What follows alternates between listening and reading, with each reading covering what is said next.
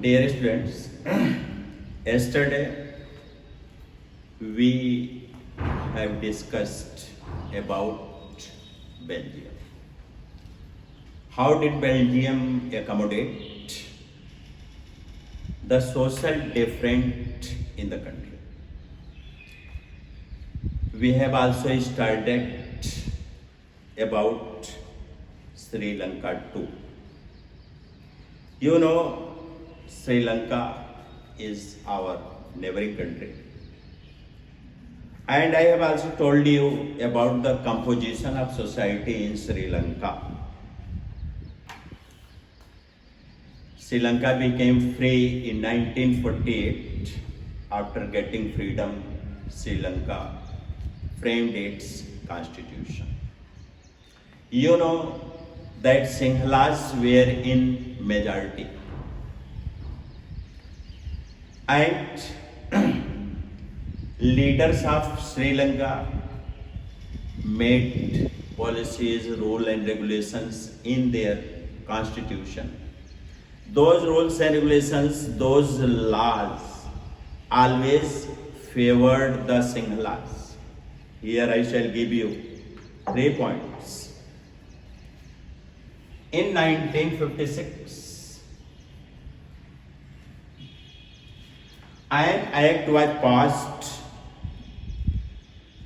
According to this act, Sinhala language declared as the national language of Sri Lanka.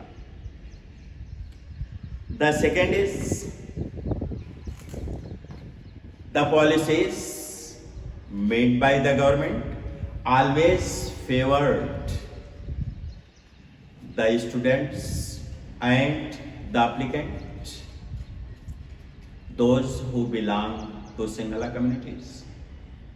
And third, in the constitution, it was declared that state shall protect Buddhism.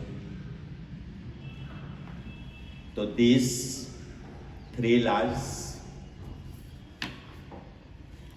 annihilated the Tamils. The Tamils were discarded in the constitution of Sri Lanka.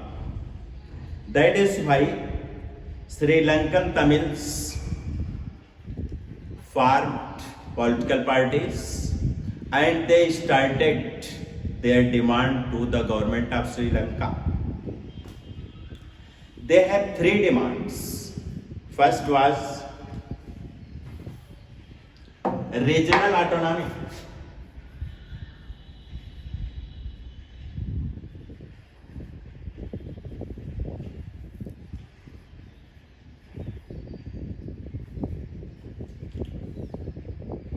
Second was recognition.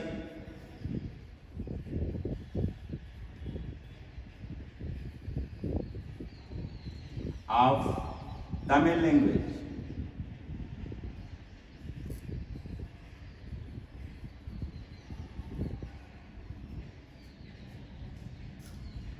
And third, equal opportunity.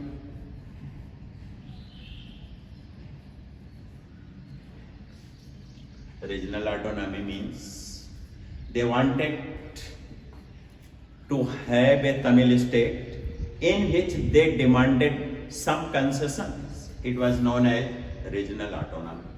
Second was recognition of Tamil language. I have told you that Sinhala was declared as the national language of Sri Lanka. After seeing it, the Tamils also demanded for the recognition of their language that was known as Tamil. And third, I have told you that most the laws, the policies favored the Sinhalas in education and getting government jobs.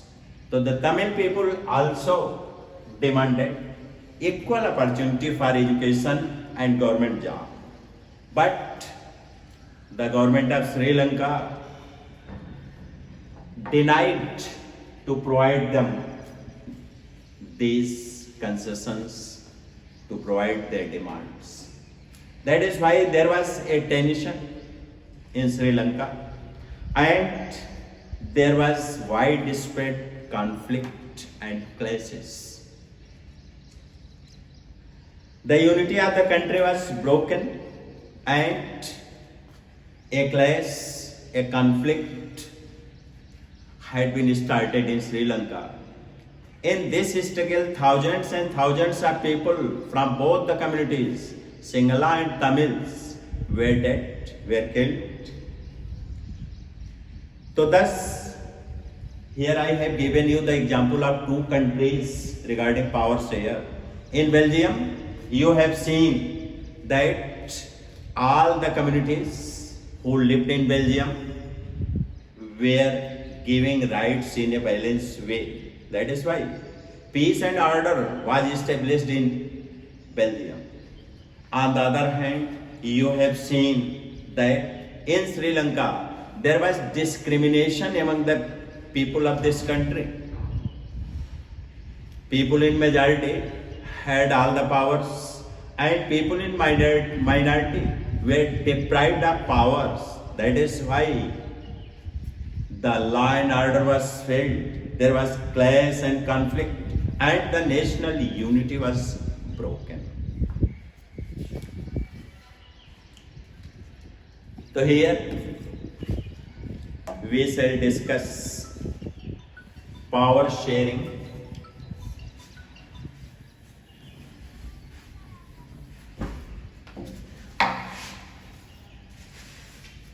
Power sharing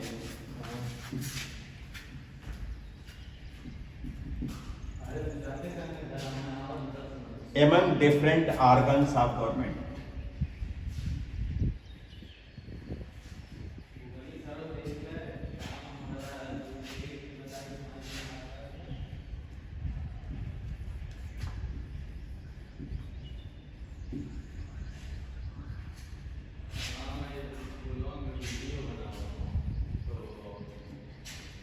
In democracy,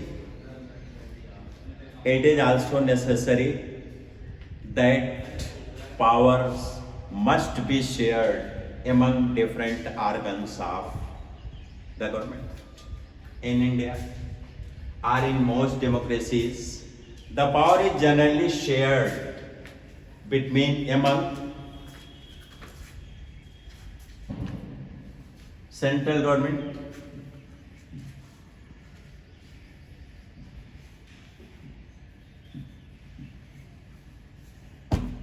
state government,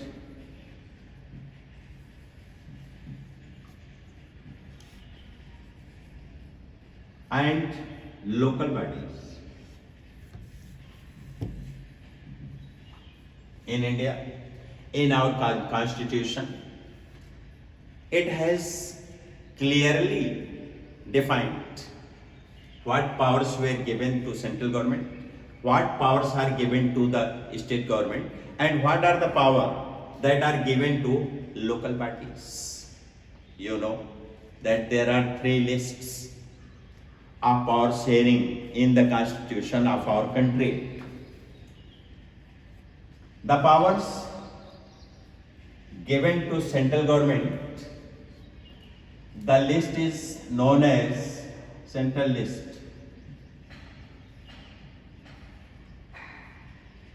For state government, state list. And some powers of state government and central government were given to local bodies. There is another form of power sharing can be seen in India also. Power is also shared among legislature,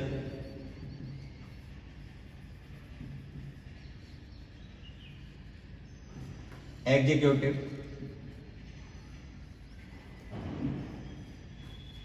and judiciary.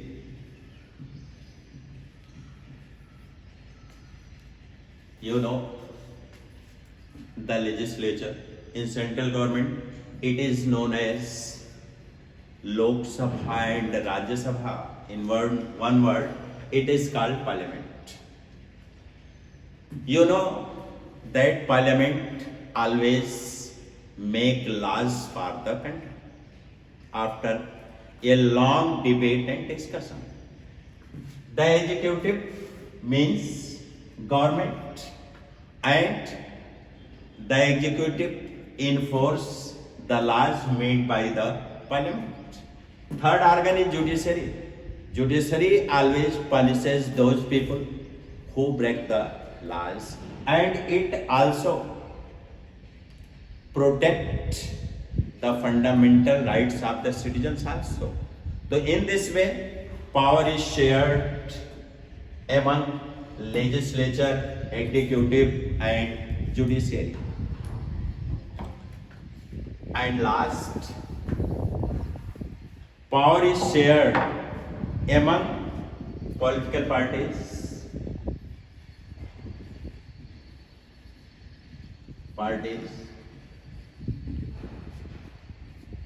pressure groups,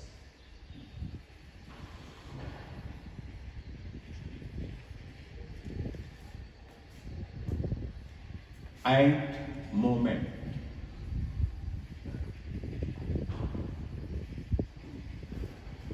In democracy, power is shared among political parties, pressure group, and movement. You know, in India, a number of political parties are there. Sometimes, not a single party is able to get majority during the elections. That is why coalition governments are formed. On the other hand, every political party in India is given the power to contest election and frame the government. Pressure group. Pressure group is a body. It is non-political body. It is not a political party, but it is a group of people who always provide a pressure on the government against any decision taken by the government. The pressure group always tried to fulfill their demand of public welfares. In such a way, there are some movements, for example, Narmada Bachao movement regarding deforestation. These groups also have power and they work in their areas. So thus, here I have told you that in a democracy, power sharing is necessary. If there is check and balance, the peace and harmony is settled. But if any part of society is denied for power, there would be conflict and failure of law and order. The students, the lesson is finished here. Note down some questions and try to give the answer of these questions.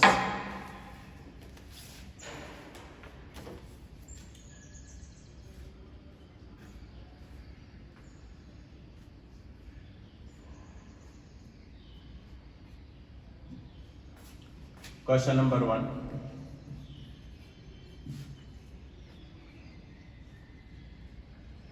Why should power be shared?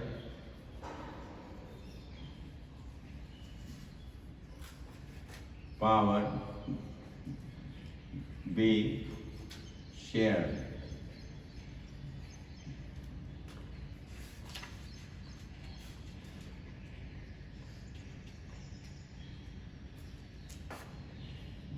What is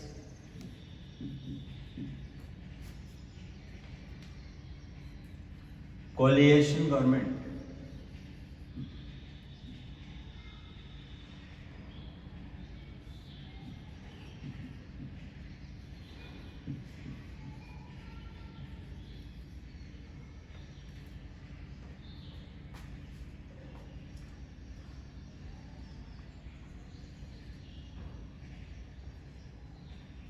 Third, why is power sharing desirable?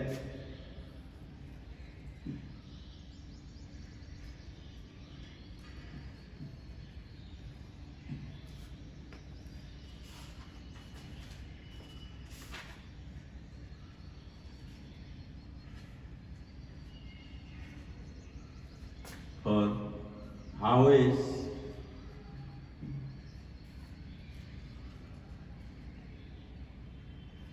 the Sri Lankan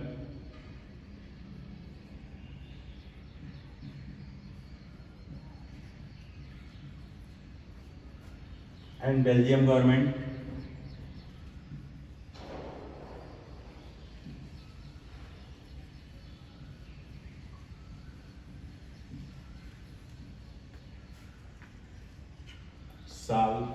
try to solve the ethnic problem?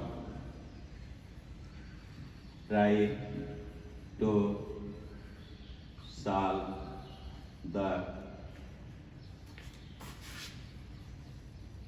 ethnic problem.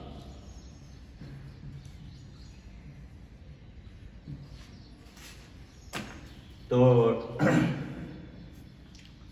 try to answer, try to find answer of these questions. Thank you very much for being with us. Tomorrow we shall discuss on your first chapter of economics.